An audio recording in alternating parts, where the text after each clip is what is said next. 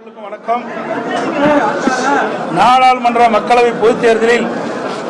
19/4/2024 அன்று நடைபெறுவதை முன்னிட்டு அனைத்து இந்திய அண்ணா திராவிட முன்னேற்ற கழகத்தின் சார்பில்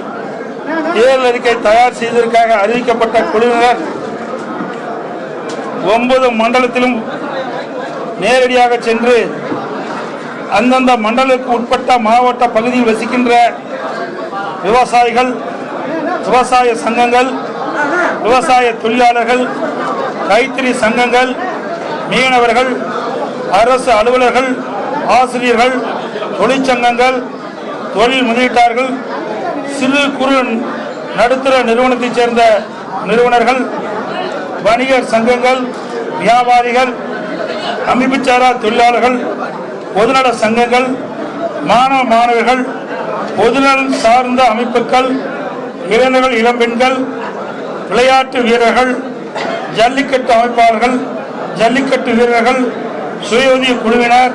மாற்றுத்திறனாளிகள், திருநங்கைகள் உள்பட அனைத்து தரப்பு மக்களும்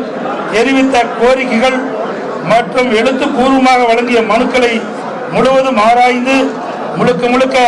தமிழக மக்களின் நலன்களை மேம்படுத்தக்கூடிய திட்டங்களையும் அந்தந்த பகுதி மக்களின் நீண்ட நாள் கோரிக்கைகளை நிறைவேற்றி தரும் வகையிலும் தயார் செய்யப்பட்டுள்ள தேர்தல் அறிக்கை மக்கள் முன் சமர்ப்பிக்கின்றோம்.